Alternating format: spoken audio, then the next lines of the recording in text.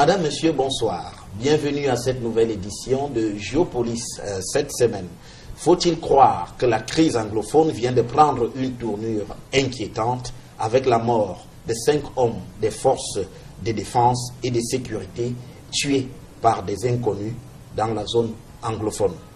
En tout cas, à l'heure qu'il est, la visibilité devient de plus en plus réduite sur cette crise. Nous en parlerons avec nos invités dans ce programme. Il y a 35 ans, le 6 novembre 1982, Paul Biya accédait à la présidence de la République. Comment a-t-il pu se maintenir aussi longtemps au pouvoir? Quelles ressources a-t-il mobilisées pour ses desseins? Deux invités nous permettent de mieux décrypter ces problématiques ce soir. Il s'agit de Guillaume Manda Mvondo. Bonsoir. Bonsoir Guizoko. Vous êtes écrivain. Vous êtes notamment l'auteur de Pour l'honneur de la politique, manifeste de la Troisième République du Cameroun, que vous nous avez fait l'amabilité de nous faire parvenir pour cette édition de Géopolis. Alors, qu'est-ce que vous dites exactement dans cet opuscule? D'abord, c'est un opuscule, comme vous avez dit, c'est-à-dire un texte qui n'est pas très long et qui contient les grandes questions de l'avenir du Cameroun. Les grands défis auxquels le pays va être exposé dans l'avenir proche et probablement lointain sont déjà en germe dans la situation actuelle.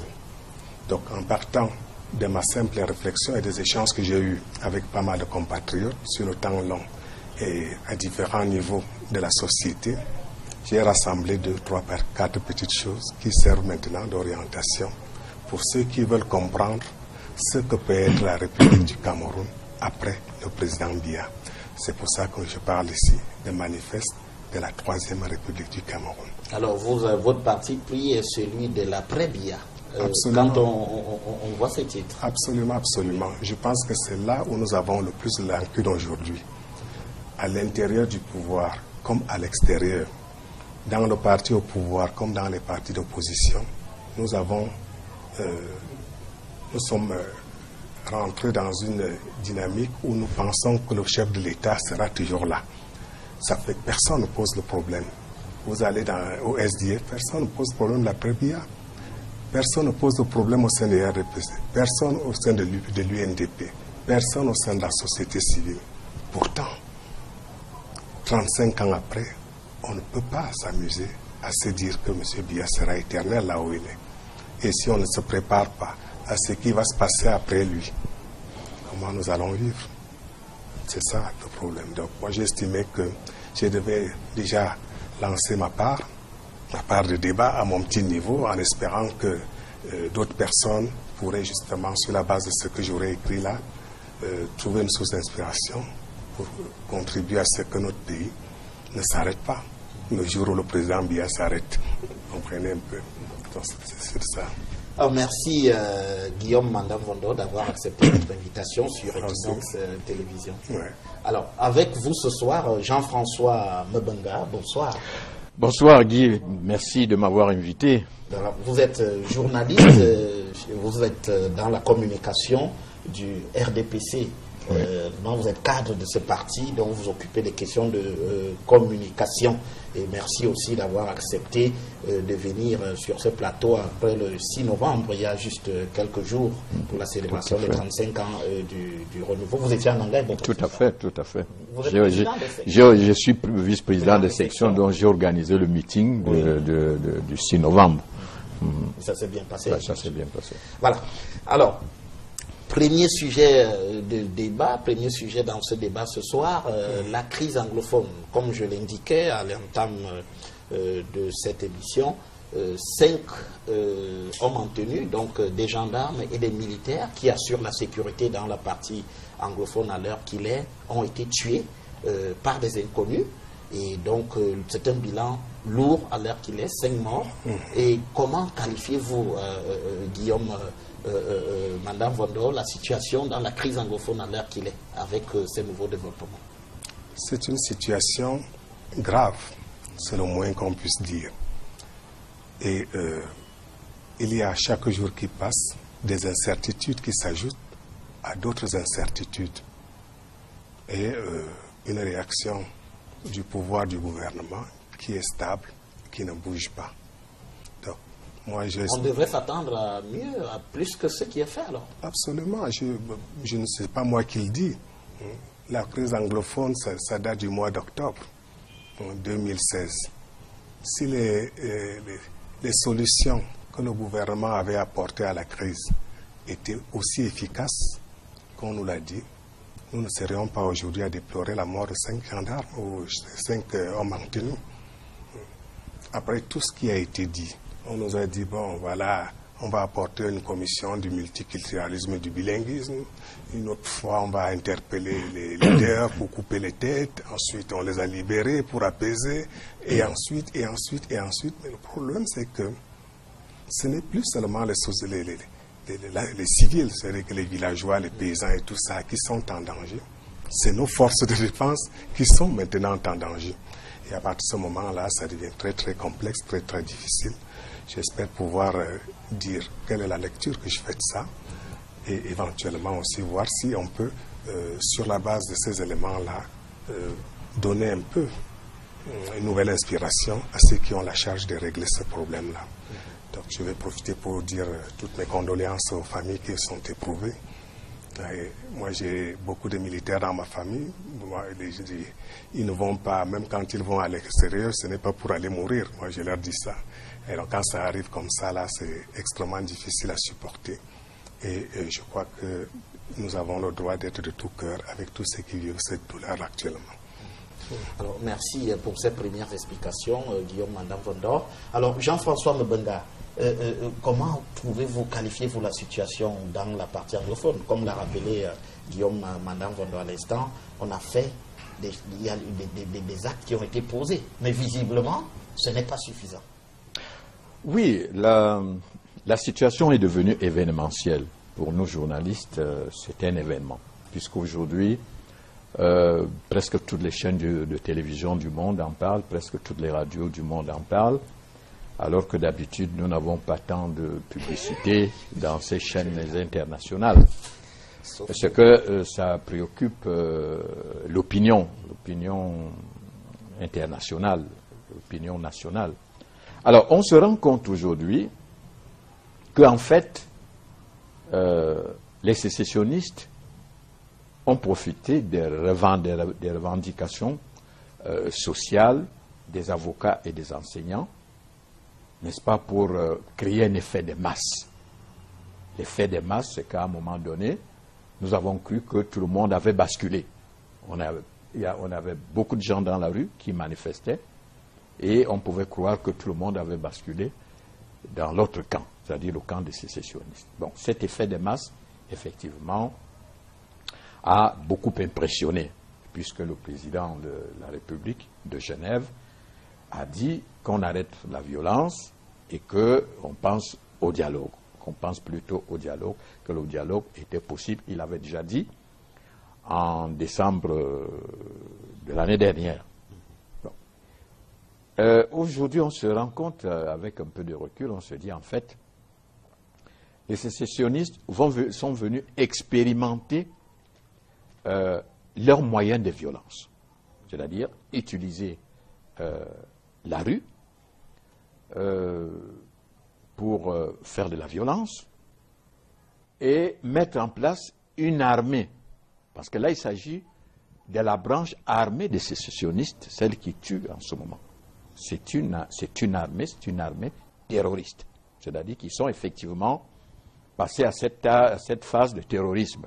Donc, une armée qui tue, qui doit montrer la rupture entre les sécessionnistes et l'État du Cameroun. Parce que le gendarme qu'on tue, c'est un symbole de l'État qu'on tue. Donc, on en arrive à cette phase.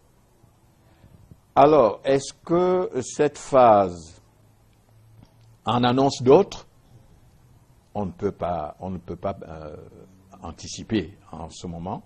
Mais est-ce que cela voudrait dire, Jean-François Mbenga, que les réponses du gouvernement jusqu'ici ne sont pas suffisantes? Les réponses du gouvernement ont eu un handicap.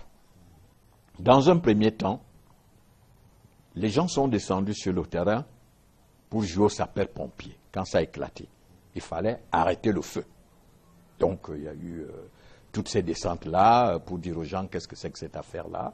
Il faut l'arrêter, de quoi s'agit-il, on va essayer d'en discuter, etc. Bon.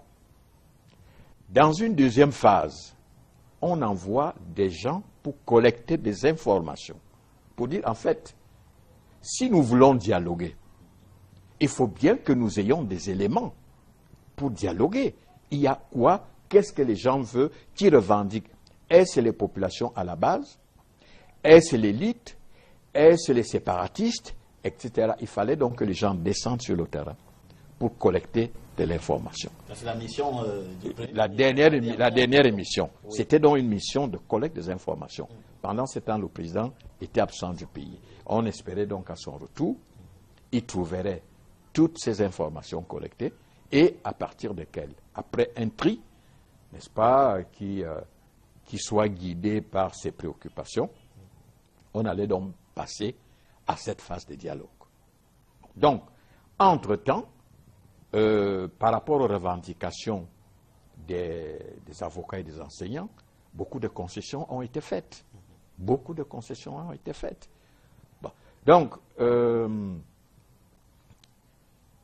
dialogue, le secrétaire général des Nations Unies a recommandé le dialogue, tout le monde a recommandé le dialogue. Le secrétaire général de la francophonie. Mais pourquoi ça tarde? Bon, tout le monde était contre toute tentative de sécession. Absolument. Maintenant, le dialogue, j'imagine qu'on le prépare, puisque le président, normalement, devrait être en possession de tous ces éléments qu'on a collectés sur le terrain. Mais maintenant, on a un nouvel élément. On a donc aujourd'hui connaissance que, en fait, les autres n'étaient que des figurants et que les vrais acteurs de la situation actuelle sont ailleurs. Les autres ont été utilisés. Hein, et donc, que vous considérez, vous, que ce ne serait pas le fait que les réponses données ne sont pas jugées, sont jugées insuffisantes. Non, ce n'est même pas une affaire de réponse. Et qu'on est monté crescendo dans les revendications. Vous considérez, vous, que ce n'est pas le cas? Non, ce n'est pas une affaire de réponse. Les réponses ont été données et d'autres sont en cours. Bon.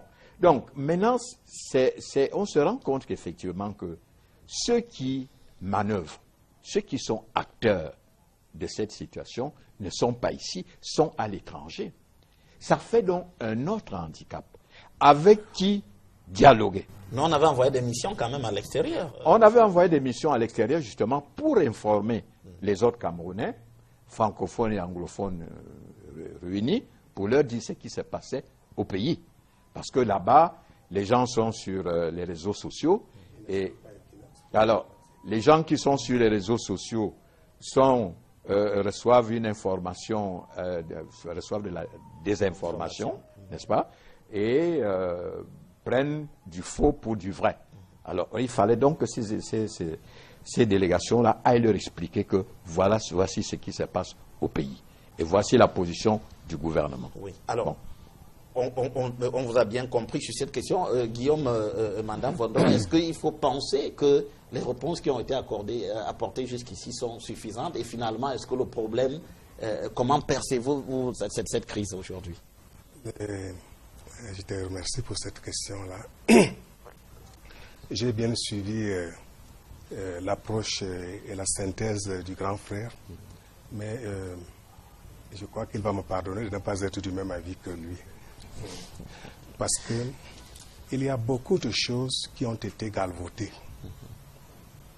Et il y a eu beaucoup de réponses de la part du gouvernement, en nombre important, et très peu de ces réponses-là étaient liées aux problèmes réels. Parce que quand vous créez une commission du bilinguisme, ça veut dire que vous pensez que le problème qui est sur le terrain est un problème de langue, n'est-ce pas? Oui. Donc, ce n'est pas les sécessionnistes qui ont créé ça. C'est qu'on envoie des gens sur le terrain ou qu'on ne les envoie même pas. Ils s'asseyent dans les bureaux à Yaoundé, ils disent, ah, les anglophones là, ils ne savent pas que nous parlons mieux anglais même que nous qui sommes les francophones là. Et petit à petit, ce qu'il décrit là a commencé à se lever. En 2015, je ne sais pas s'il était possible, toi tu es journaliste, de me montrer un sécessionniste au Cameroun. Pourtant, ce n'est pas un mouvement qui date d'aujourd'hui, c'est un vieux mouvement. Il date depuis c'est depuis longtemps. Depuis longtemps. Depuis au moins l'indépendance de la partie anglophone en 1961 ou même avant. Tout à fait. Bon. Ensuite, on nous dit que c'est les revendications corporatistes. Et le président, enfin le gouvernement a pris des solutions. Vous avez entendu ça, vous? S'il y a une revendication corporatiste, vous devez nous dire ce que c'était pour les enseignants. Parce que les enseignants étaient clairs. Il y a eu des enseignants francophones affectés dans des salles anglophones, dans les lycées bilingues. Et c'est quelque chose qui est une faute du point de vue professionnel. Le proviseur qui fait ça doit nous dire pourquoi il a fait ça et sur quelle base il a pris cette décision-là. Mais moi, je ne connais pas le nom du proviseur qui a fait ça. Vous connaissez son nom? Non. Bon. Maintenant, on nous dit deuxième revendication corporatiste. On dit les magistrats francophones ont été affectés en zone anglophone. Là aussi, quand on veut être vraiment sérieux, on doit pouvoir nous dire que c'était le ministre qui, au temps où il était ministre de la Justice, a décidé qu'à partir de maintenant, il va envoyer des francophones là-bas parce qu'un magistrat ne peut pas partir de Yaoundé pour aller de son propre chef officier en zone anglophone. Donc, si le ministre qui a pris cette décision-là, c'est le ministre Laurent Esso, on doit nous dire que c'est Laurent Esso qui a pris cette décision. Si c'est Amadou Ali qui a été aussi ministre de la Justice, on doit nous dire que c'est Amadou Ali. Si c'est Mbela Mbappé qui a laissé ça quand il mourait, on doit nous dire que c'est Mbela Mbappé. Donc, du coup, le gouvernement prend ses responsabilités en disant, oui, c'est vrai, ce qui s'est passé là, ce n'est pas correct, c'est quelque chose qui n'est pas acceptable, c'est une atteinte à la Constitution. Donc, nous allons punir sévèrement tous les responsables qui ont été victimes de ça.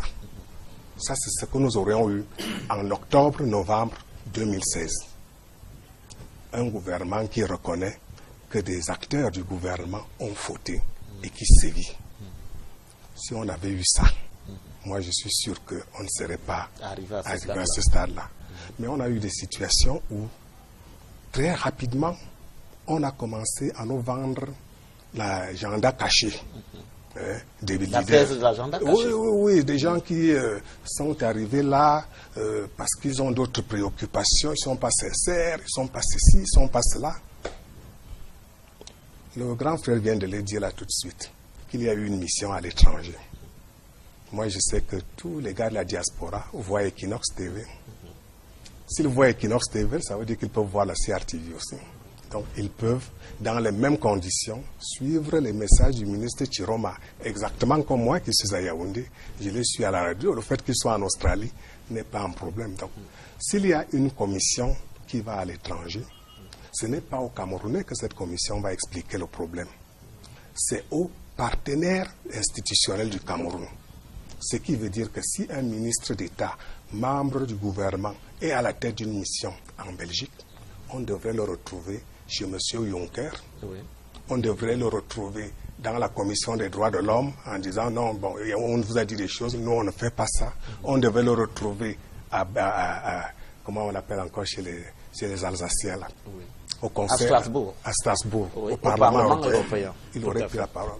Mais ce n'est pas là-bas. On va le retrouver dans une auberge avec des gens qui arrivent là pour mener des drapeaux qui disent non, nous sommes les sécessionnistes. Mais un responsable comme celui-là, qu'est-ce qu'il allait faire là? Quel était l'objectif? Qui a financé? Combien ça a coûté?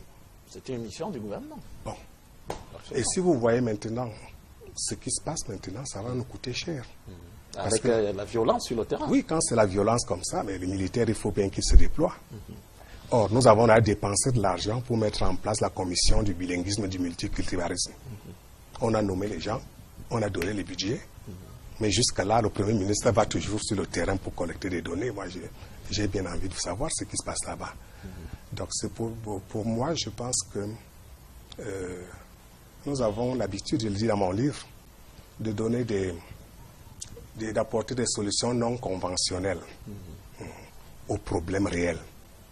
Et ça, si ça va nous prendre la tête là, si cette affaire nous échappe, c'est parce qu'on aura donné une solution non conventionnelle à un problème précis. Oui. Ce problème est un problème de sécurité. Quand on dit sécurité, ça veut dire que les gens vont dehors et ils grèvent. Ce n'est pas un problème de justice. C'est un problème de sécurité intérieure. Oui.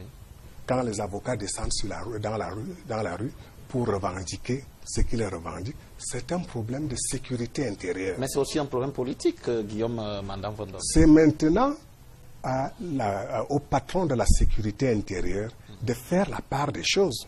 Et il a les moyens.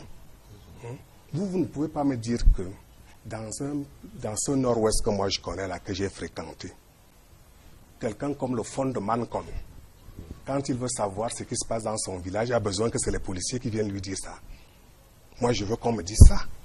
Que le fond Anguafor 3, si quelque chose se passe dans son village là, et qu'il veut savoir qui fait ça, il a besoin que le bir vienne de Yaoundé. Moi, je ne crois pas. Le sultan Djimolo Bonbon Joya, qui est à la frontière entre ces territoires-là et ici, a des gens à l'intérieur qui sont de son sultanat, qui peuvent leur enseigner. Mais que les gens ils continuent à mourir, pourquoi? Sauf à nous dire que ces gens-là, ils ne maîtrisent pas, ils ne sont pas des chefferies. Nous, on sait ce qu'ils sont. Ces gens, nous les connaissons, nous les fréquentons. Alors, vous dites on a mis en avant l'agenda caché, mais est-ce qu'aujourd'hui, est-ce que finalement, dans les deux camps, on voit qu'il y a des hommes en tenue qui sont tués? Est-ce que les radicalismes ne montent pas? Vous semblez accuser le gouvernement seulement, mais il y a aussi de l'autre côté, si on en vient à tuer des hommes en tenue, ça veut dire que si vous pensez qu'il y a des radicaux dans le camp du gouvernement, il y en a forcément aussi de l'autre côté. Est-ce que nous les connaissons? Quand vous avez un mouvement radicaliste qui fait un attentat de ce type-ci, la première chose que ce mouvement veut, c'est que le monde entier sache que c'est lui qui a fait l'attentat. Donc, il revendique l'attentat. Oui, mais là, ils ne l'ont pas fait. J'espère que le ministre va nous dire s'il y a eu un post à Facebook où on disait que les gens qui sont morts là-bas, c'est les gens qui sont à l'extérieur qui ont commandiqué et qui disent que d'autres vont suivre. À partir de ce moment-là, oui, je serai encore en position de pouvoir donner du crédit à ça. Mais autrement, moi je vois qu'on fabrique des fantômes. C'est-à-dire que vous fabriquez un ennemi, vous le nourrissez, il devient grand et maintenant vous le combattez. Donc, en fait, c'est ma déformation d'ingénieur en stratégie opérationnelle qui oui, je vous suis très bien, mais je vous suis très bien, Guillaume Mandam Vondon. Alors, vous dites que on nourrit un ennemi, on le fait, on crée un ennemi. Oui, tout à fait. On le nourrit, il devient grand et on le combat. On le combat. Moi, j'ai appris ça à l'école militaire. Alors, donc, ça, vous accusez personne. Mais vous dites qu'on a mis en avant un ennemi aujourd'hui qui va être le fonds de commerce. C'est ce que vous voulez dire. Tout le monde entre dans ce fonds de commerce. Donc, on se retrouve dans une situation d'indétermination politique que le grand frère connaît très bien. C'est-à-dire que quand on était dans les villes mortes ici, quand n'importe quel onubrius se levait et parlait au nom de la coordination, et il était suivi. Des gens allaient partout, casser des trucs, rançonner des gens, ainsi de suite, au nom de la coordination. Et personne ne les connaissait. Les gens multipliaient les cartons rouges là. Il suffisait que toi, tu aies ta part de carton rouge, tu te mets quelque part là, tu dis que venez ici là, carton rouge tout le monde, 500, 500, 500. Parce que quand vous créez une situation insurrectionnelle, comme celle qui est créée là, vous ne pouvez pas empêcher les vautours de venir, puisqu'ils sont alléchés par le sang qui commence et ce n'est pas la faute du vautour. Voilà. Donc si demain il y a quelqu'un qui arrive là justement et qui dit, mais on va, à partir de maintenant, là, votre affaire de sécessionnisme, je vous achète ça. Dites-moi ce que je donne, et maintenant vous aurez des armes, vous aurez ceci, vous aurez ça. On ne pourra rien contre ça. Mais c'est nous qui aurons créé ça.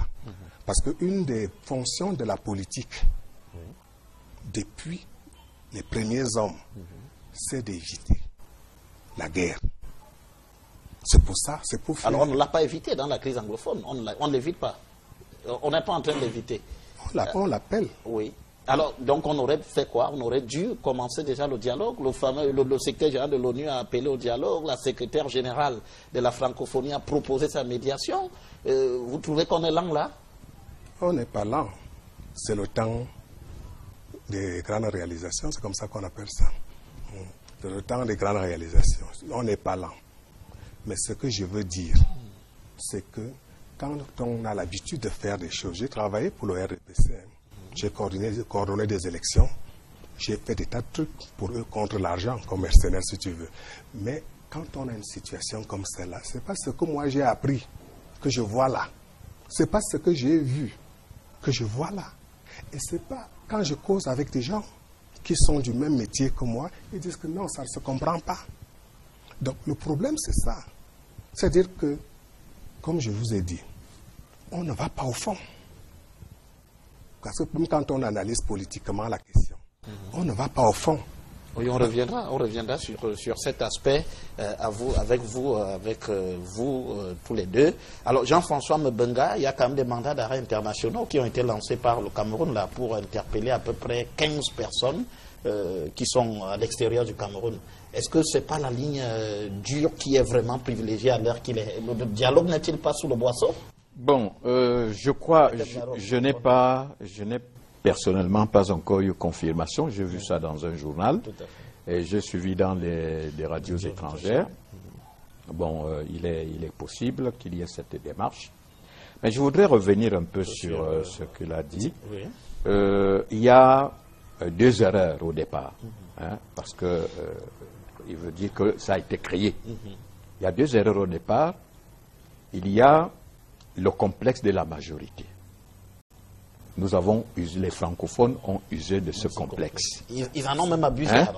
Alors, ils y abusé. Voilà. Donc, ce complexe, vous vous rappelez qu'à l'université, les gars ont voulu nous faire croire que chacun pouvait donner un cours à sa langue. Le francophone venait donner son cours, etc. C'est ce que disent les textes. Et on s'est retrouvé dans certaines administrations avec des textes qui n'étaient pas traduits en anglais, des textes publics, mais qui n'étaient pas traduits en anglais. Donc là, par là, les gens violaient la Constitution, parce qu'on dit texte en français et en anglais. Donc, alors, à ce sujet, je voudrais juste faire remarque avant que vous ne continuiez votre développement. On me faisait observer, et je m'en rendais d'ailleurs compte avec un peu d'étonnement, il y a quelques jours seulement, que les décrets du chef de l'État, par exemple, quand on les lit en public, on ne les lit jamais dans les deux langues. Ce n'est que dans le journal officiel qu'on les retrouve en français et en anglais. Alors, je dis, il y a eu ce complexe de la majorité francophone qui a fait en sorte qu'on ait l'impression qu'on piétinait l'anglais, n'est-ce pas? Et ça, au bout du compte, c'est devenu un grief pour les anglophones. Il y a également eu que lors du référendum de 1961, tout le monde n'a pas voté pour le rattachement au Cameroun, n'est-ce pas? Il y a un résidu, il y a des individus qui ont voté contre, qui n'étaient pas pour le rattachement au Cameroun. Bon, fallait-il, en ce moment-là, égorger tous ces gens-là pour dire qu'il ne faut pas que demain nous ayons des problèmes? Fallait-il les égorger? Or, cette minorité est restée et elle était devenue agissante. Et ça a créé ce que nous connaissons. La la SNC, n'est-ce pas? Bon, fallait-il donc tuer ces gens-là pour éviter un conflit à long terme? À long terme. On ne les a pas tués. Alors, on se retrouve donc avec ces gens-là, mais que nous n'avons pas élevés, n'est-ce pas, pour créer cette situation, que nous n'avons pas nourri pour créer cette situation, mais qui aujourd'hui, en raison d'un certain nombre de griefs, se sont organisés et ils sont devenus. Donc on a donc eu ce complexe de la majorité francophone et puis cet état de fait que le mal est parti de très loin, c'est-à-dire de ceux qui ont voté contre. Bon, maintenant, on a négligé. L'inertie a fait son effet et ces gens ont continué de se déployer, et ils ont continué de réfléchir et effectivement M. Manda porte son accusation à ce niveau-là. Nous les aurons nourris pour en arriver là. Bon, Mais il arrive donc que les événements se précisent. Les événements se dévoilent. Et c'est ce que nous avons vécu, et c'est effectivement là que nous avons commencé à agir. Vous avez suivi des gens qui disaient qu'il n'y avait pas de problème anglophone. Absolument. N'est-ce pas? Le président lui-même, qui connaît cette histoire, puisqu'il est là depuis 1962, lui qui connaît cette histoire, a dit si, il y a un problème anglophone. Et c'est comme ça donc qu'il met en place un certain nombre d'instruments pour essayer, pour une approche de solution. Bon.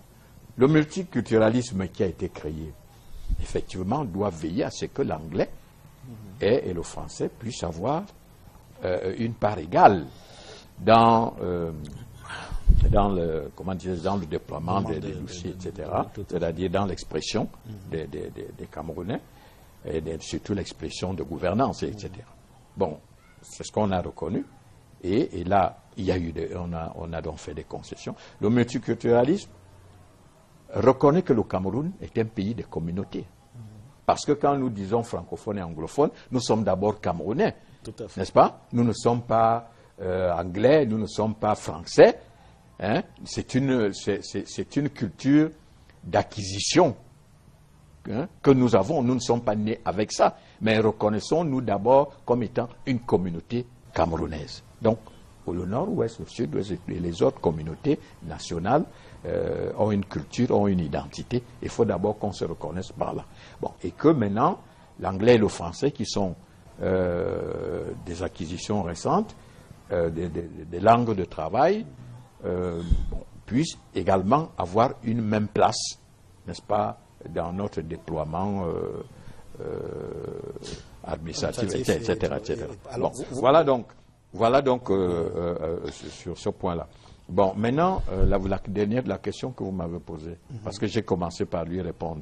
Oui, je me demandais si on n'enterrait pas finalement le dialogue. Alors, maintenant quant au dialogue, je dis, le président de la République a reçu le secrétaire général Antonio Guterres, il a reçu, pendant qu'il venait de RCA, c'était pour parler du dialogue. Bon, il a reçu d'autres personnalités, il a été à Genève, il a eu d'autres contacts où on lui a parlé de dialogue. Et je crois que lui-même en était convaincu, convaincu que c'est ce qu'il fallait. Alors vous parlez au passé. Vous parlez au passé. Il en était convaincu. Il n'en est plus. Puisqu'on le lui a dit. Oui. On lui a recommandé ça. Oui. Bon, donc il en était effectivement. Bon. Maintenant, le problème se pose donc aujourd'hui. Il y a bien un changement. Oui. Le problème se pose aujourd'hui que, c'est-à-dire, la foule s'est dissipée, les figurants se sont dissipés. On voit maintenant en clair, en fait, qui est acteur sur le terrain. On se rend compte que les acteurs avec lesquels il faut négocier ne sont pas à Bamenda. Ils ne sont pas au sud-ouest. Ils ne sont pas là. Les autres reçoivent des moyens pour tuer et pour exercer de la violence. Et ces moyens-là viennent de l'étranger. Donc, pour négocier, parce que vous avez suivi Arbon Congo qui était... Arbobala qui a été chassé du Congo. Alors, lui, on a brûlé la maison de sa famille. Alors, les gens ont mis du feu, etc., etc. Parce que voilà des gens avec lesquels on aurait pu discuter.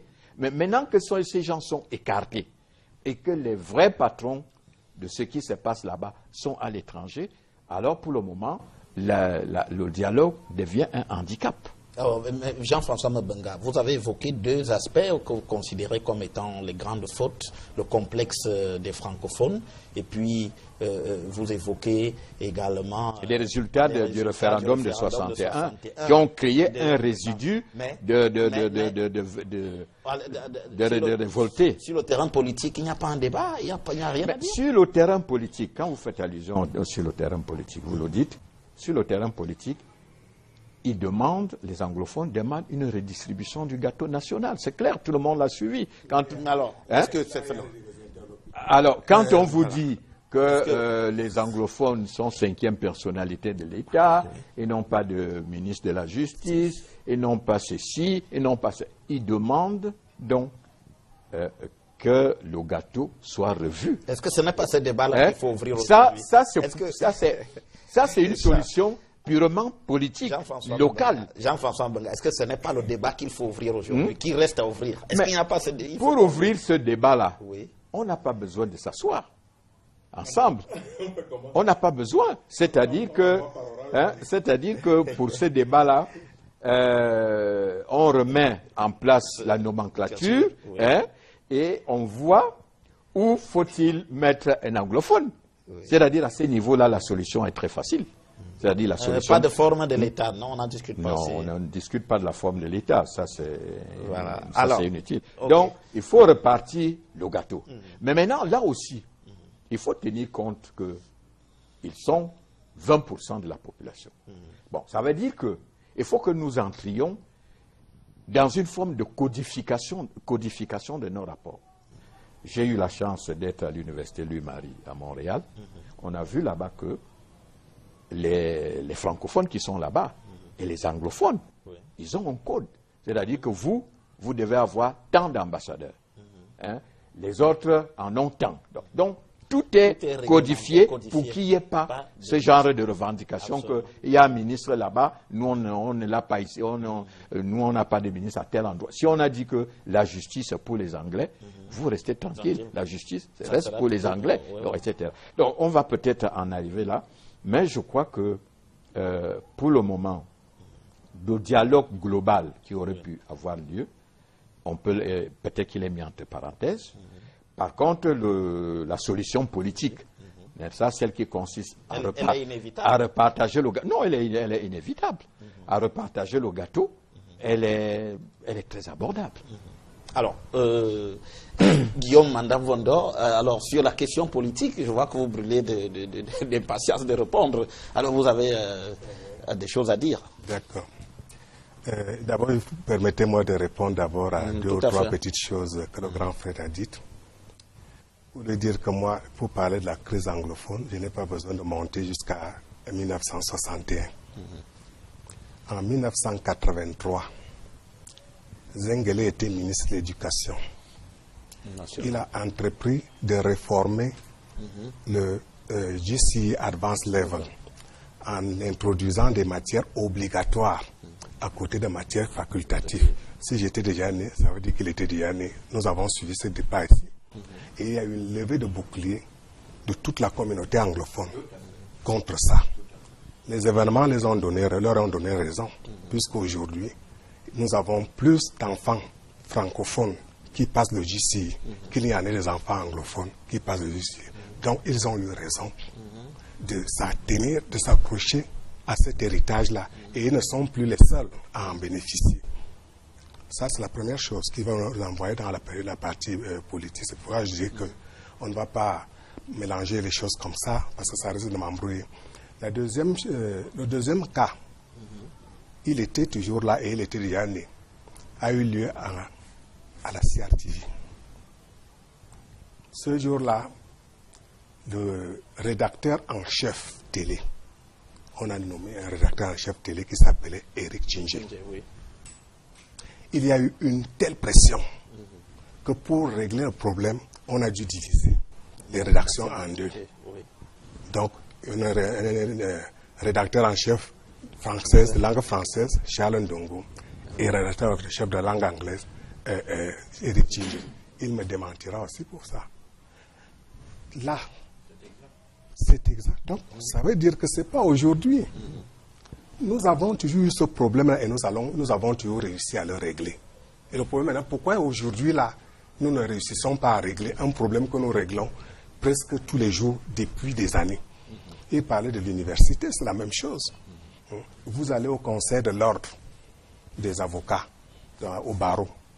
Le nombre de bâtonniers anglophones qui sont passés par là est supérieur au nombre de bâtonniers francophones qui sont passés par là, alors que les avocats francophones sont majoritaires dans ce barreau-là. Pourquoi est-ce qu'on veut nous démontrer que les gens que nous côtoyons tous les jours sont devenus des espèces sauvages qui, parce qu'ils sont aux États-Unis, pensent maintenant que nous tous on doit mourir? Et ils envoient de l'argent, ils envoient. Moi, je n'ai pas la preuve de ça. Mais je me disais qu'une des responsabilités de ces gens qui sont en charge de ce dossier-là, c'est quand même de regarder en arrière et de se dire, ça ressemble à quelque chose qu'on a déjà vu. Qu'est-ce qu'on avait fait en ce temps-là pour régler ça? Et là, on le règle. La question politique. Absolument.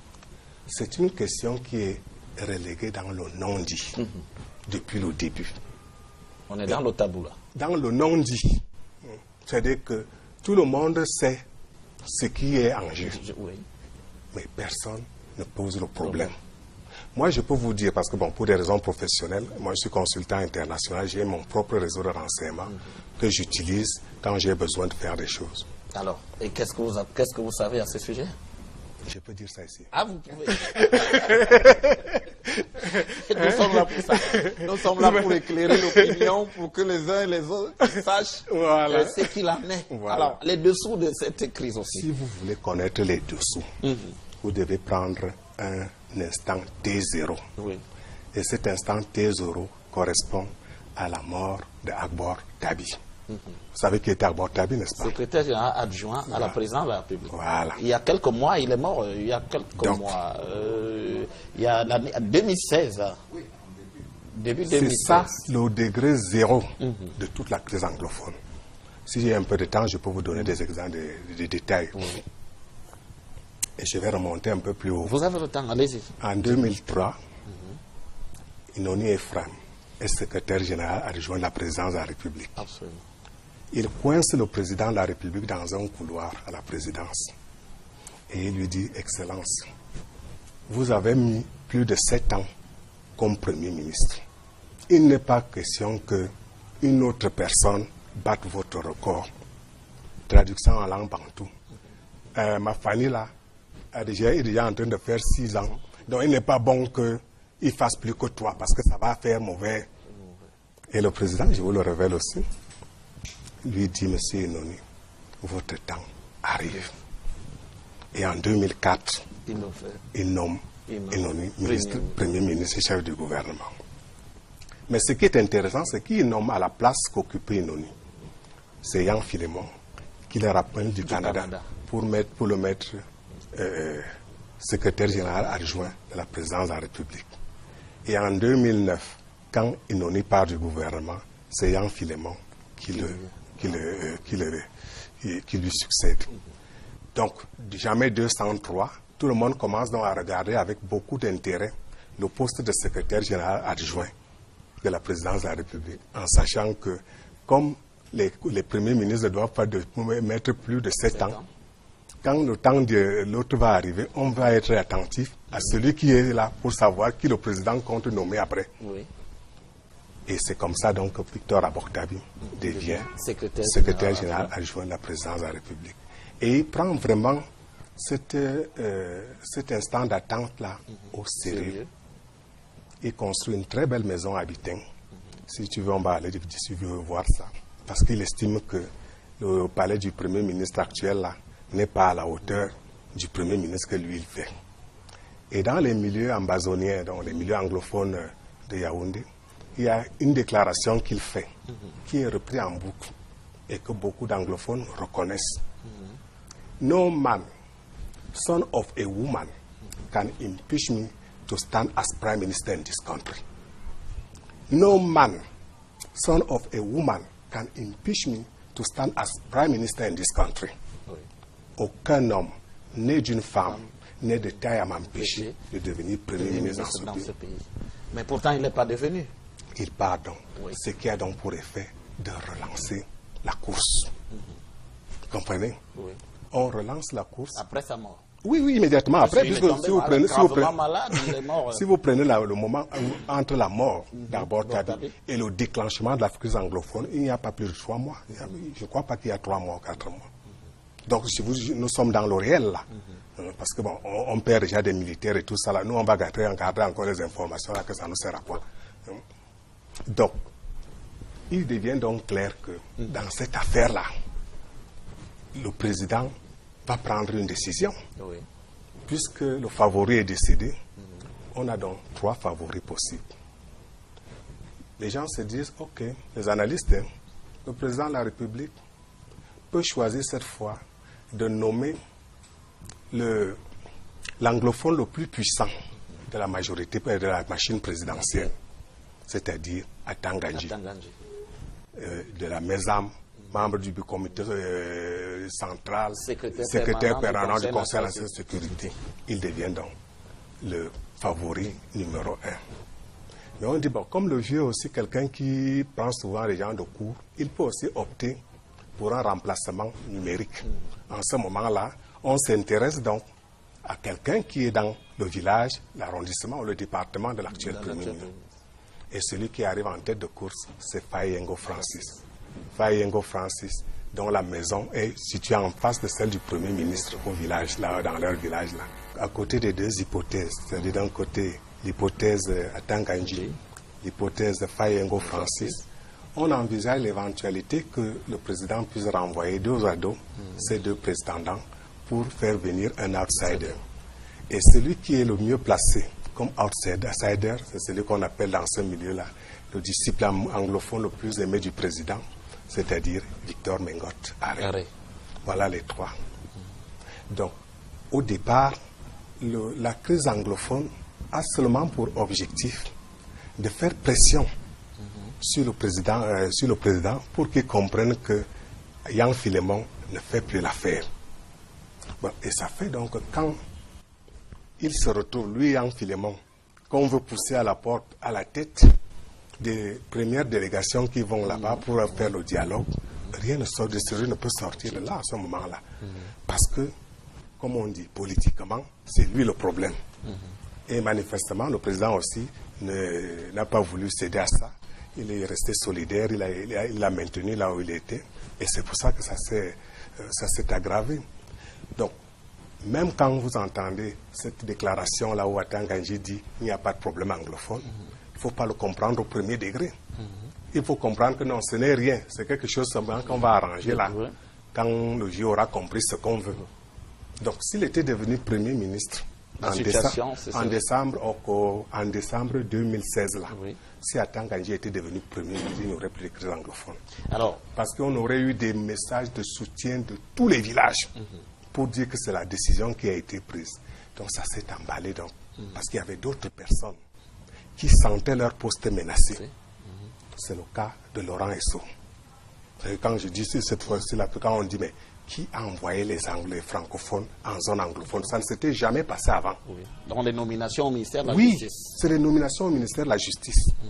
Et les informations que nous avons font état de ce que le ministre pose cet acte-là parce qu'il veut régler des comptes personnels à ses collègues magistrats. Et il y a 2 collègues magistrats. Il y a celui qui a atterri au 7, Paul Aya, et il y a celui qui n'a pas pu arriver là-bas parce qu'on n'a pas eu de charge pour lui. Il était toujours ici à Yaoundé, il ne va jamais à Manfé. C'est Achou Ilman, qui était ministre des Forêts à une époque-là. Donc, le gars a le macabo de ces 2 gars-là depuis le début et il a donc voulu utiliser le truc là pour régler ce problème. Alors, est-ce que finalement, le président de la République ne va pas faire un remaniement à l'allure où on va? Est-ce que finalement la solution n'est pas ce remaniement? C'est à Jean-François qu'il faut poser la question. Est-ce que lorsqu'on a entendu ces explications qui sont dans disons que qui ne sont pas connus du commun des Camerounais à l'heure qu'il est que quand on a entendu ces explications, est-ce qu'on ne va pas là vers une redistribution des cartes? C'est vous qui dites qu'il faut redistribuer le gâteau. Ça rejoint ce que vous dites, il faut redistribuer le gâteau, Jean-François. Oui, mais je ne consacre pas pour autant ces anecdotes et ces rumeurs, n'est-ce pas? C'est normal. Bon, maintenant, confidence pour confidence, si je peux considérer ça comme une confidence, nous croyons que, en fait, vous savez ce qui s'est passé à la conférence de Fumba. Oui. Bon. Il y a bien eu une conférence constitutionnelle à Bamenda, je crois le 21 juillet. Oui. Les gars sont venus avec un projet de constitution.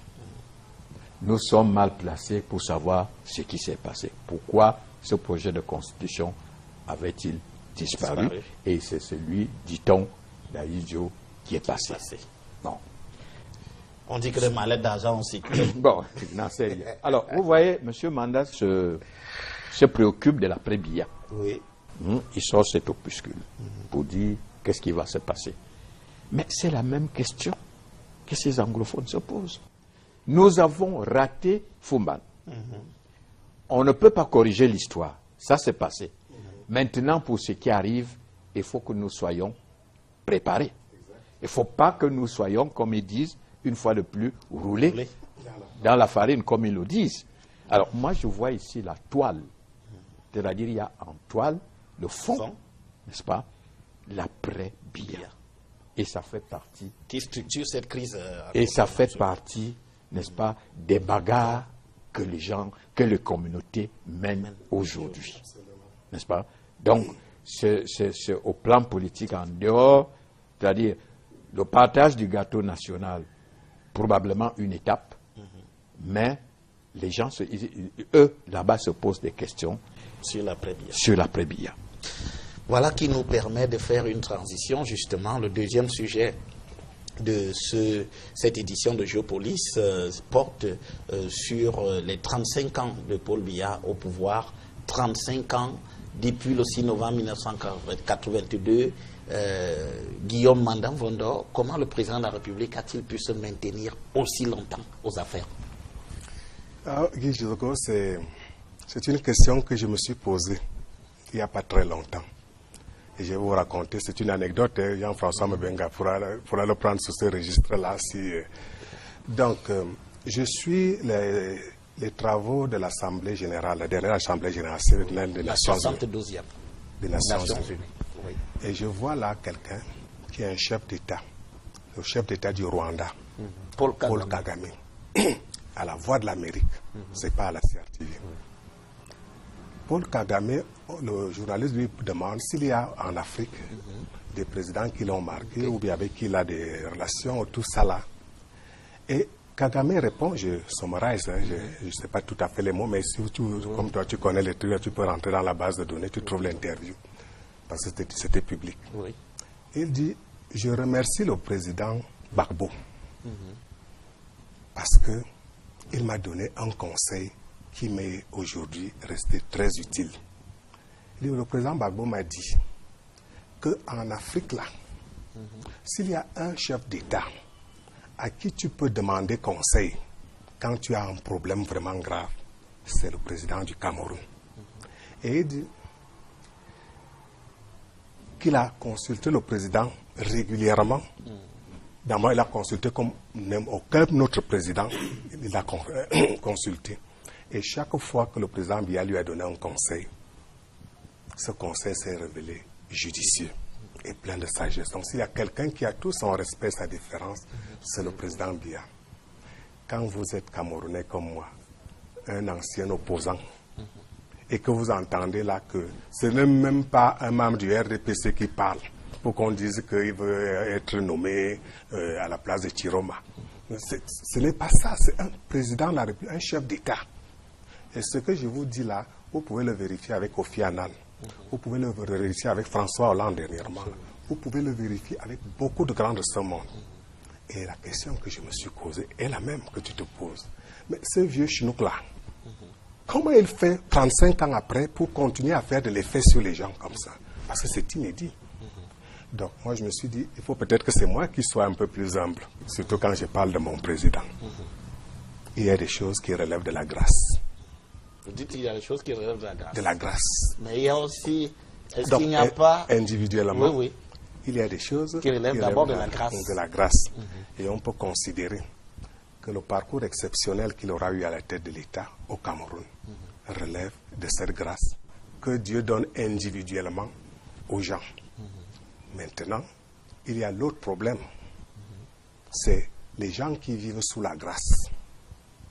Généralement, ils sont comme l'enfant qui est resté dans la parabole de l'enfant prodige. Oui. Donc, qui a tout, qui peut manger, qui chaque fois qu'il a un problème dit attendez, mon père va venir, qui peut aller voler quelque part et venir se cacher ici en disant au président non, règle ce problème-là, moi je ne suis pas. Et celui qui apprend à se battre sur le terrain pour justement trouver des solutions aux problèmes qu'il se pose. Donc le problème que nous avons aujourd'hui, c'est que nous avons eu un président qui a fait tout à notre place. Vous voyez un magistrat qui ordonne qu'on scelle les comptes de l'ambassade de Turquie. Un magistrat qui ne sait pas qu'une ambassade bénéficie d'une immunité diplomatique. Qui doit répondre à ça? C'est Paul Biya. Nous, on n'est même pas au courant qu'il y a déjà eu un problème comme celui-là. Et quand il revient là, il ne vient pas là en disant bon, arrêtez Jean-François, arrêtez tel. Il se tait. Il y a un autre qui arrive là, qui fait un autre coup. On dit, ouais, monsieur le président, voilà un Camerounais qui vient encore de faire ceci, ici, là. Je dis comme non, écoutez, vraiment, on va arranger. Quand il ne sera plus là pour ramasser toute la crotte qu'on dépose partout là, moi j'ai peur pour nous, vous comprenez un peu. Donc c'est cette explication-là que je peux donner pour le moment. Pour le moment. Alors, Jean-François Mabenga, Paul Biya, c'est aussi la grâce. Est-ce qu'il n'a pas convoqué des talents personnels, des ressources assez particulières pour se maintenir au pouvoir aussi longtemps? Mais je crois que... on le dit souvent, on l'entend souvent, le pouvoir vient de Dieu. Et en Grèce, les dieux régnaient, puisqu'il y avait le dieu de la guerre, il y avait le dieu de... Donc, les dieux régnaient. Donc, ça fait que, dans une certaine mesure, si nous regardons les dieux de Grèce, dans la mythologie grecque, c'est un dieu. Bon, maintenant, talent personnel. Je crois qu'il en a certainement.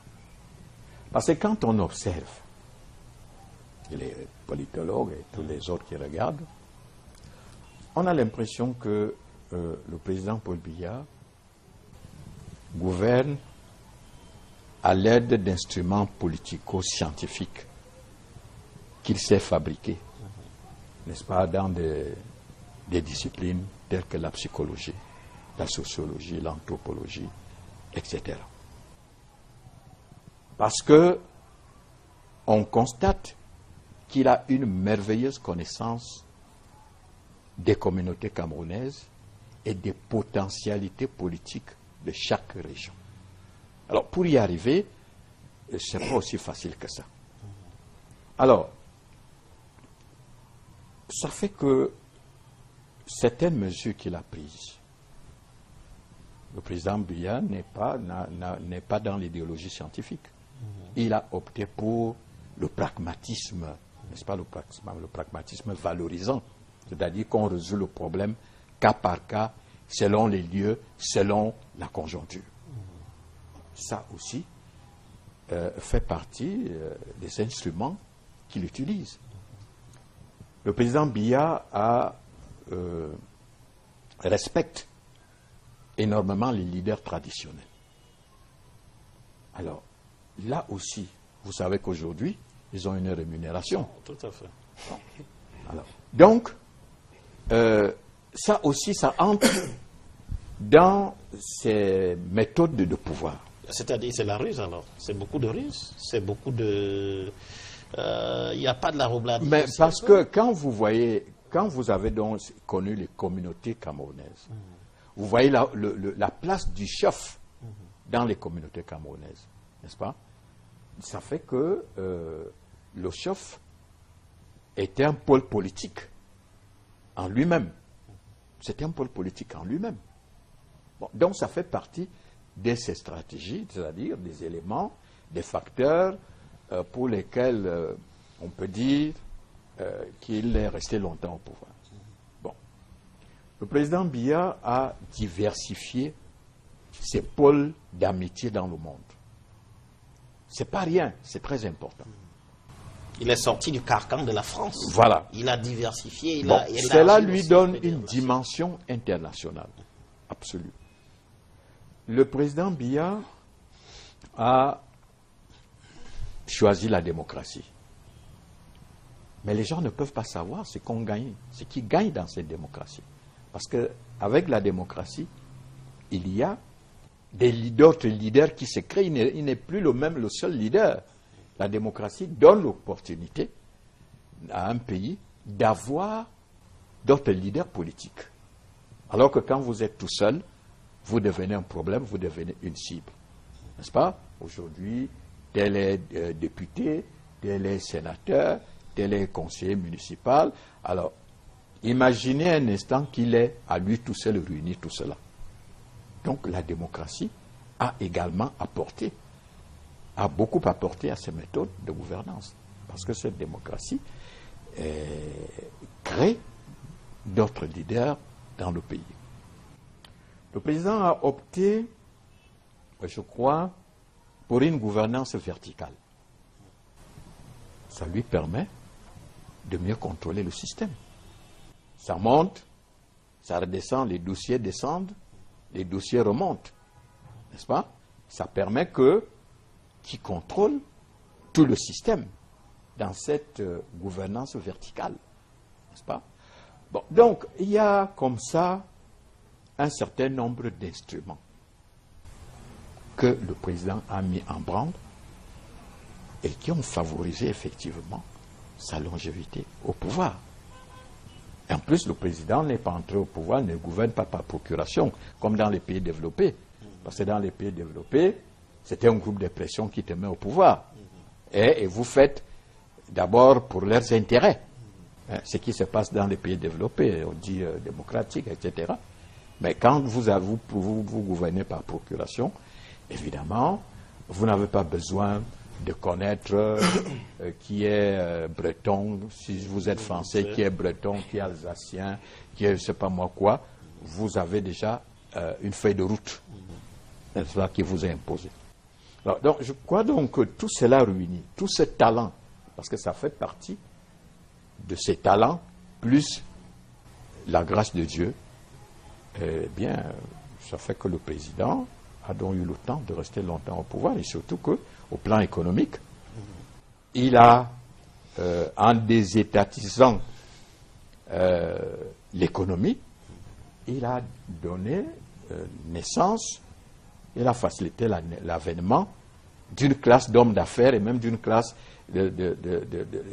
moyenne camerounaise, ce qu'il n'y avait pas avant. C'est-à-dire qu'au temps d'Ahidjo, oui, on avait les paysans, les commerçants grecs et puis les fonctionnaires.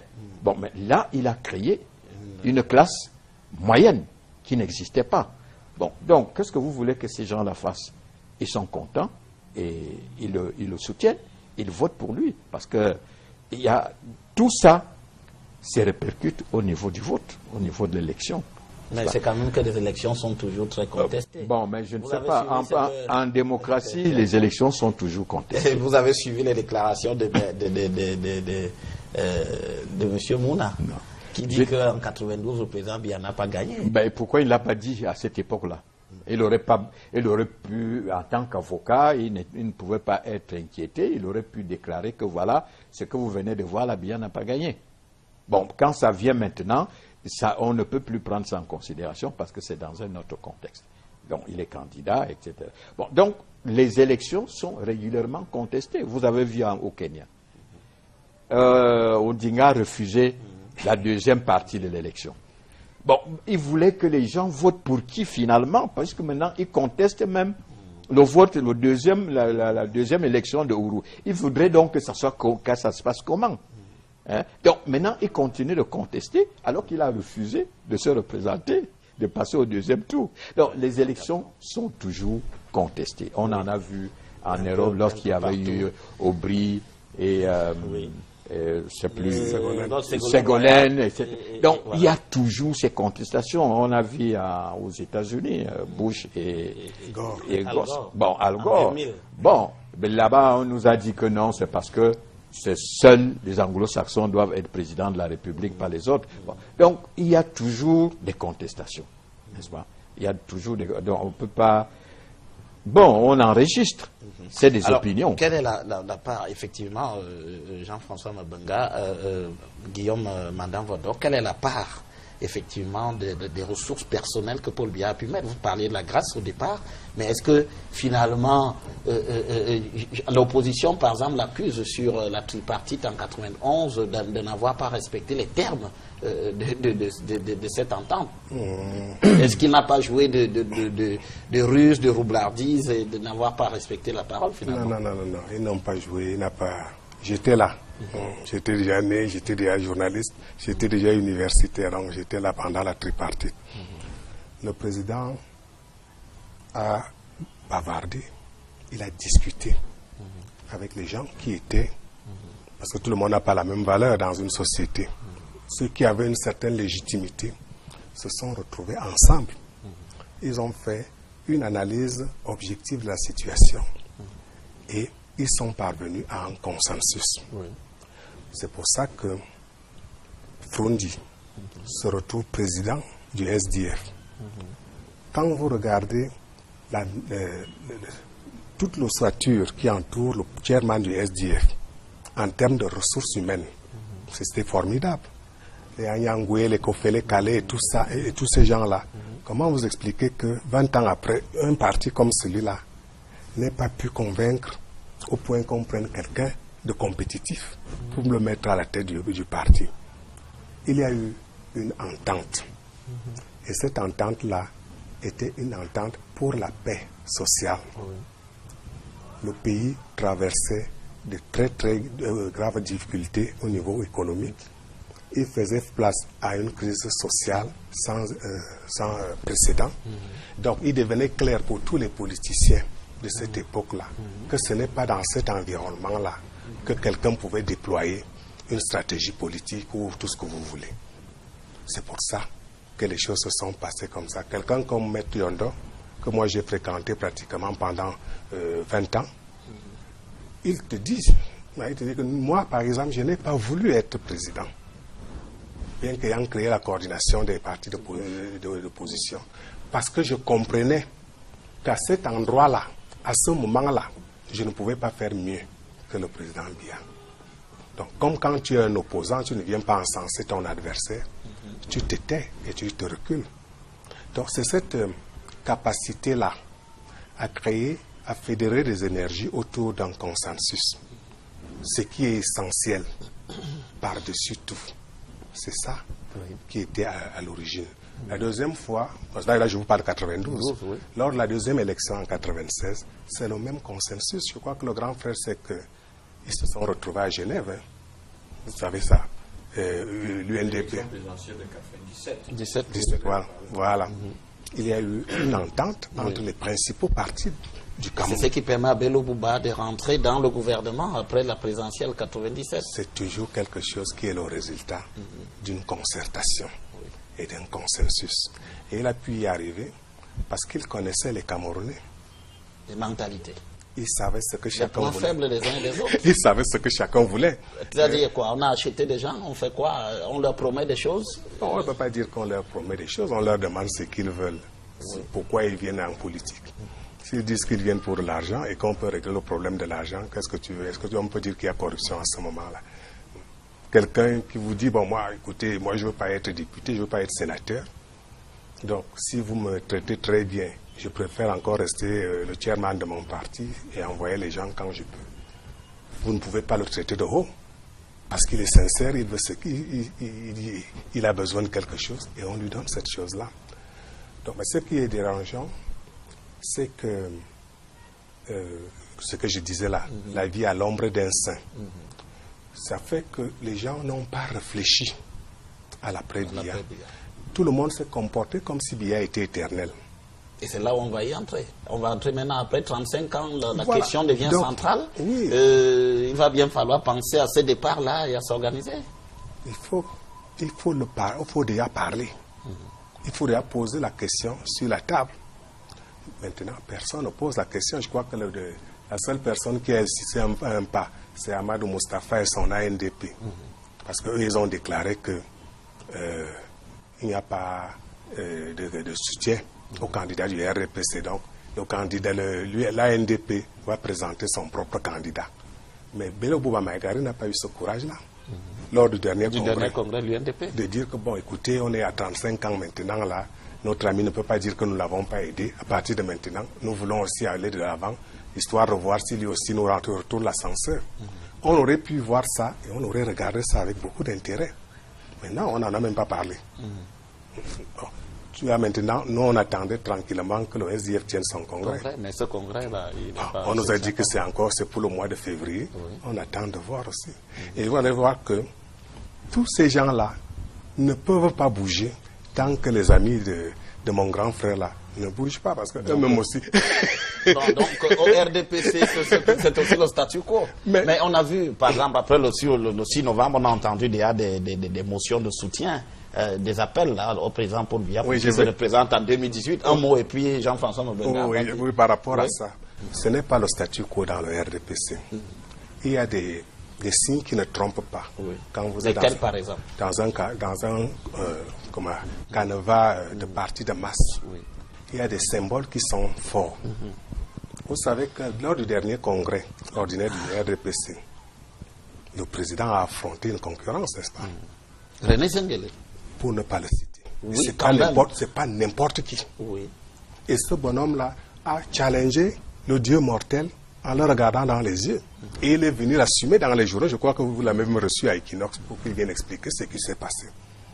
Sur le plan matériel, on a cru que c'était quelque chose qui était plié d'avant.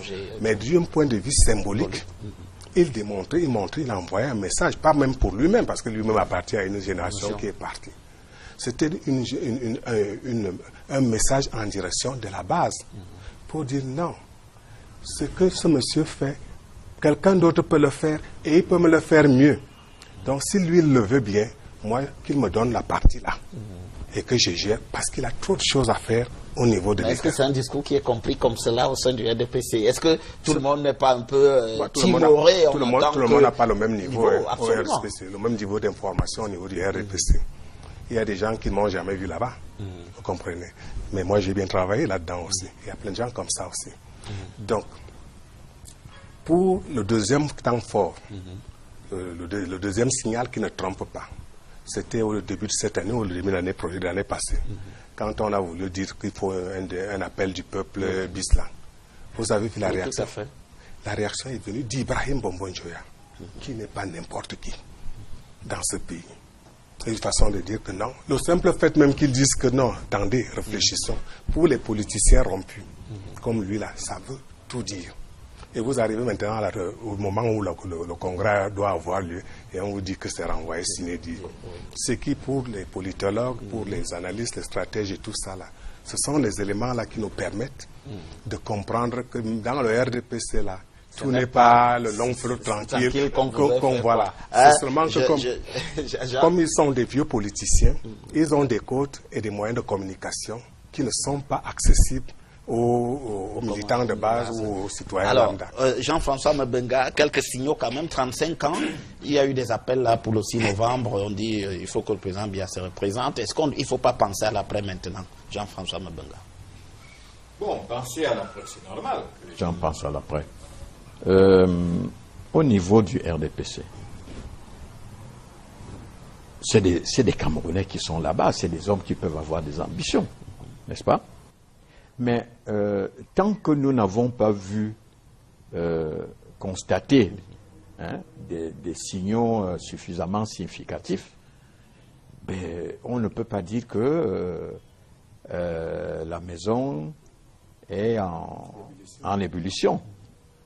Ouais. Bon, donc, pour le moment, nous restons fidèles à nos textes parce qu'on n'a vu personne d'autre. Le président national est le candidat à l'élection présidentielle. Voilà, tel que le dit. Alors, donc, pour nous, c'est le candidat. Bon, maintenant, il peut arriver que demain, qu'ils nous disent que c'est pas moi. Bon, nous avons encore le congrès en perspective, n'est-ce pas? Le congrès va avoir lieu. Mais il faut également comprendre les gestes du président Biya. C'est-à-dire que pour lui, une action politique doit être rentable. Parce que vous tenez un congrès en période de platitude. C'est pour faire quoi? Ce congrès va vous servir à quoi? Juste parce qu'on va prendre des gens, on va mettre au comité central et puis tout. Alors qu'est-ce que ça aura apporté? Donc moi je pense donc que c'est dans cette perspective, dans la perspective de rendre ce congrès rentable, de faire en sorte qu'il ait un impact politique certain, qu'on a renvoyé le congrès. Bon. Est-ce qu'on réfléchit à l'après-Biya? Mais au sein du parti, évidemment, c'est une question difficile. C'est une question difficile parce que vous avez un leader et vous entrevoyez déjà son départ. On ne parle pas. C'est des attitudes, c'est-à-dire même au niveau de l'éthique, de la simple morale. Oui. Hein, vous avez dû remarquer quand le président Biya prend le pouvoir, il dit que le président Ahidjo laisse une économie saine, mais qui s'est écroulée 2 ans après. Oui. Hein? Bon, tout simplement, c'est une économie qui vivait sur perfusion. Et quand Biya est arrivé avec la notion de contrat de performance, aucune entreprise d'État n'a été capable de signer un contrat de performance. Alors, la crise qui s'annonce en 86, en 86, 87, voilà, tout cela s'écroule. On dit, voilà, vous avez détruit l'économie, n'est-ce pas? Biya a dit que l'économie était saine. Est-ce qu'il lui revenait à lui de dire à son tuteur, mais dis donc, tout ce que tu me donnes là, ça vaut rien. Non. Donc, il y a ces attitudes, n'est-ce pas, qu'on trouve parmi les hommes qui ont un certain pragmatisme. Donc c'est un problème, personne n'ose en parler, n'est-ce pas, au sein du RDP. Même si tout le monde y pense. Tout le monde y pense, personne n'ose en parler. Mais maintenant, nous suivons ceux qui en parlent. Hein? on suit ceux qui en parlent, n'est-ce pas? Mais je crois que là aussi, le président est un homme responsable. Il ne peut pas laisser tout un pays en carrefour. Si on vous abandonne un pays tel que le Cameroun en carrefour, ça veut dire que vous avez mis du feu. Bon. Donc, je crois qu'il en est conscient. Il en est conscient. Alors, qu'est-ce qu'il nous réserve dans les jours et les années qui viennent? Eh bien, nous le saurons. C'est quand même un style très... Mais je doute qu'il soit là pour dire « après moi, le déluge ». Ok, d'accord. Hein? Alors, mais c'est quand même un style très différent qui tranche avec celui d'Amadou Ahidjo quand même. On avait vu un peu comme une construction dans le passage de témoin d'Amadou Ahidjo, Biya Premier ministre en 75, modification constitutionnelle en 79, qui en fait le successeur constitutionnel. Alors, il y a quand même là une construction, ce n'est pas trop le problème actuellement. Alors, le pays était dans le problème. Vous savez que dans ce pays, on a fait circuler de la fausse monnaie. Absolument. On a décrété le taux de croissance, taux de croissance par décret, etc. Alors, est-ce que c'était pas une occasion pour lui de marquer une halte et de reprendre le pouvoir plus tard. N'est-ce pas? Parce qu'on a vu toutes ces velléités-là, il était question qu'ils reviennent, et etc. Nous avons suivi tout cela. Alors, on a justement eu l'impression qu'en fait, l'homme voulait marquer une halte pour des raisons qui lui étaient propres, et puis reprendre l'affaire. Là, vous faites bondir les partisans d'Ahidjo quand vous dites... mais non, mais nous avons... en fait, parce qu'en fait, le coup d'État raté avait pour objectif de le ramener au pouvoir, n'est-ce pas? Ça, ils le savent. Bon, maintenant, pourquoi aurait-il pensé à une telle parenthèse, à une telle virgule en quelque sorte, pour ensuite revenir? Bon, on ne peut pas le savoir. Ça reste le mystère absolu. Alors, Guillaume, Madame Vondor, vous vouliez réagir à la suite du développement toujours sur la question, oui. Vous savez que c'est assez difficile et c'est très impressionnant qu'au Cameroun, vous ne trouvez pas quelqu'un qui soit capable, à l'intérieur du RDP comme à l'extérieur, de trouver un seul défaut au président de la République. Et la question que moi je me pose, c'est quel est ce genre d'homme-là, à qui on ne trouve que des qualités et jamais des défauts. Donc moi je fais cet effort-là, parce que quand je le regarde, je ne vois pas Dieu. Je vois quelqu'un qui pratique un métier que d'autres personnes pratiquent, qui fait des choix que d'autres personnes font, et qui parfois est malheureux dans les choix qu'il fait, qui parfois fait des erreurs. Et qui sont des erreurs politiques. Mais nous avons tellement appris à le sublimer, à l'idéaliser, que quand même nous trouvons qu'il a fait une faute, nous trouvons le moyen de le dire, sans pouvoir parler de faute en tant que telle. Et ça, c'est dangereux pour une démocratie. Parce que le président de la République est une espèce de pilote. Et il n'y a pas de bons pilotes sans bon aiguilleur du ciel. S'il n'y a pas de ce côté-ci des gens qui soient capables de lui dire, Monsieur le Président, comme tu vois là, ça fait ceci, ça fait cela. Lui, il ne peut pas conduire ce peuple comme il faut. Et j'ai l'impression qu'on frappe généralement d'ostracisme. Ceux qui disent non, c'est pas bon, c'est pas bien fait, c'est pas ceci, alors que c'est eux qui sont le plus utiles. Les gens qui servent le plus au président Biya, ce n'est pas ceux qui lui disent toujours Shoga. Non. Ceux qui lui servent véritablement sont ceux qui peuvent se lever et lui dire, écoute, le père vraiment, toi tu me tueras, mais il faut que je te dise ce que j'ai à l'intérieur de moi. Et c'est là où le professeur Joseph et moi, nous, on était d'accord sur ce truc-là. Donc il y a des erreurs que le président Biya a fait, et c'est là où je vais en venir. Oui. Ce sont lesquelles? Bon. C'est des choses que je ne m'explique pas aujourd'hui et que j'ai vécues quand j'ai participé à sa campagne électorale en 2004. Je suis revenu du Nord parce que c'est au Nord que j'ai fait le travail pour le compte de Mme Yahou Aïssatou, directeur de la SNI. Le président est réélu. Il fait un discours. Ce discours-là est resté mémorable puisqu'il y a eu des lestages le jour-là. Et dans ce discours, si vous le retrouvez, il dit que dans le cadre de l'atteinte du point d'achèvement de l'initiative PPTU, les pouvoirs de la SNI vont être renforcés. J'ai retenu cette phrase parce que 2 heures, vers 16h, 17h, Madame Yahou m'a appelé sur mon téléphone pour me dire, est-ce que tu as entendu ce que ton père vient de dire? J'ai dit, oui, maman, j'ai entendu. Et elle me dit, tu sais, je n'ai pas fait la finance depuis longtemps. Donc, s'il met en pratique ça, s'il te plaît, ne t'éloigne pas comme tu t'éloignes souvent. J'ai besoin de toi pour ça. Et il lui dit, il n'y a pas de problème. Nous sommes en 2017. Il n'y a jamais eu de réforme de la SNI. Lui-même l'a annoncé devant les diplomates, devant le peuple camerounais. Et c'est lui qui avait la compétence, parce que vous ne pouvez pas demander à un ministre de modifier ce genre de choses-là. Cette compétence revient au président de la République. Et ce qui est curieux, c'est que personne ne lui a jamais posé la question. Mais comment? Si vous regardez toujours en 2004, il y a 2 décrets qui sortent. Il y a un décret portant réorganisation du gouvernement et un décret qui porte mon nomination des membres du gouvernement. Tout à fait. C'est toujours disponible. Va au journal officiel, tu vas retrouver ça. Le premier décret qui porte réorganisation de l'action gouvernementale dicte que chaque ministre, chaque département ministériel sera maintenant équipé d'un cabinet dirigé par un directeur de cabinet. C'est un texte qui a été préparé par Edouard Akamonfou, qui savait de quoi il parlait. Il connaissait le gouvernement. Il savait qu'on pouvait prendre un ingénieur, un professeur de sport et le nommer ministre des Travaux publics.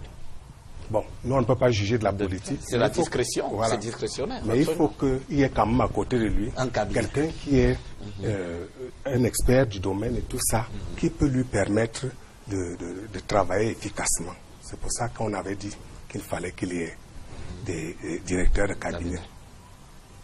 Jusqu'aujourd'hui, rien n'a été fait. Personne n'a jamais été élu. Elle n'a jamais été nommé dans cette histoire-là. Et c'est le président lui-même qui a signé le décret. Mais ce qui va se passer, c'est quoi? C'est qu'il ne réforme pas la SNI, il ne réforme pas la nomenclature. Oui, il ne réforme pas le dispositif institutionnel au niveau du gouvernement. Et janvier 2006, il convoque un conseil ministériel au palais de l'Unité. Je parle sous le contrôle de ceux qui sont en prison, qui étaient tous là. Ils peuvent parler. Et il dit, je voudrais que vous me disiez quel est l'état d'avancement des préparatifs dans chaque ministère pour ce qui est de l'atteinte du point d'achèvement. Évidemment, aucun ministre n'avait préparé quelque chose. On ne savait même pas que c'est pour ça qu'on allait à la présidence. Et surtout, il dit, je crois que cette fois-ci, il va falloir que le Premier ministre, tu organises une espèce de séminaire pour briefer les gens sur ce que c'est que l'initiative PPTE. Dis donc, Inoni Ephraim, qui anime un séminaire où il y a Marafa, où il y a Olangana, où il y a Ababa, pour leur expliquer ce que c'est que l'initiative PPTE. Ça n'a pas eu lieu. Résultat des courses. Les projets qui devaient être domiciliés à la SNI sont restés dans les ministères. Et les gens ont commencé à nommer leurs copines, leurs voisins, leurs petits trucs là. Et du coup, c'est tout le dispositif qui a explosé. Ça a atteint jusqu'aux banques, parce que les banques que vous voyez, la BICEC, sont devenues, tout a bloqué, tout a explosé là-bas, parce qu'il y a eu des masses d'argent qui ont commencé à venir dans ces banques commerciales-là, et que les banques n'étaient pas préparées à gérer. Cette affaire a touché même la BEAC. Vous voyez comment ce qui peut se passer quand quelqu'un qui a l'espoir, sur qui des jeunes mettent leur espoir. Les enfants meurent leur espoir, quand ils commettent une erreur, vous voyez ce que ça peut faire. Donc aujourd'hui, bon, je ne sais pas où... 35 ans, c'est quoi? Il va passer la main? Vous souhaitez qu'il la passe? Pourquoi moi je devrais souhaiter ça? C'est moi qui l'ai mis là. Non, je ne sais pas. C'est pas... Non, vous ne pas. Alors, les gens qui l'ont mis là, c'est le peuple camerounais. Et contrairement à ce que Jean-François dit, ces gens parlent. Si vous n'écoutez pas, c'est votre problème. Ces gens-là parlent entre eux. Quand vous êtes même dans une très bonne situation, là, vous décidez par exemple d'interroger quelqu'un comme le Lamido de Rebouba. Si vous lui posez une question, il va vous répondre sans friosité, parce qu'eux, ils n'ont peur de rien. Le Lamido de Rebouba sera Lamido de Rebouba, quel que soit le président qui arrive là. Le sultan de Bamoun sera sultan de Bamoun, quel que soit le président qui arrive là. Et vous voulez alors qu'ils aient peur de parler. Pourquoi? Donc ils se parlent. C'est seulement que c'est un niveau de discussion qui n'est pas à la portée de tout le monde. Ils se donnent même des coups, ils s'entretuent même, si tu veux la vérité. Ce qui veut dire qu'ils parlent. On a parlé du G11. Oui. Tu as vu ce que ça a donné. On n'a jamais vu une réunion du G11, mais on a eu plein de membres du gouvernement en prison. Ok. Alors, merci. Un dernier mot, Jean-François Mabenga. 35 ans, on songe plus à passer la main. Est-ce qu'on peut dire aujourd'hui que l'élection qui s'annonce en 2018, est-ce qu'on peut s'attendre à ce que le président passe la main, ou alors on ne sait pas quel scénario? Donc, brièvement sur les erreurs, parce qu'il faut distinguer la politique politicienne et la gouvernance. Parce que la gouvernance met en synergie des hommes qui peuvent commettre des erreurs, n'est-ce pas, qui peuvent avoir d'autres comportements qui en portent à faux avec tel ou tel projet qu'on veut. Donc, il y a ce tilt politique de l'homme de l'État qui peut dire, nous avons suivi Trump dernièrement. Il a dit des choses, il est revenu en... Bon, donc, il y a ce tilt politique de l'homme d'État.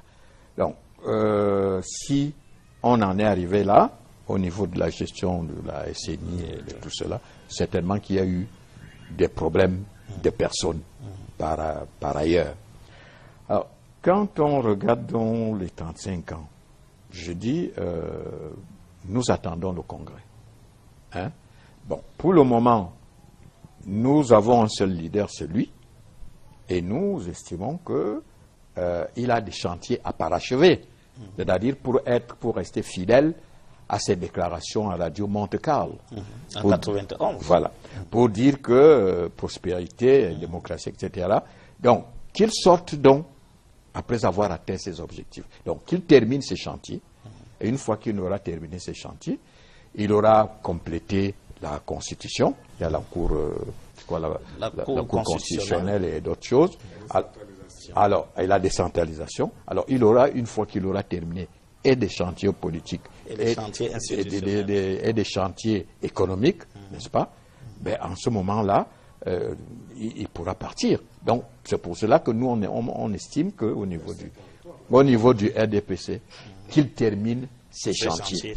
Voilà.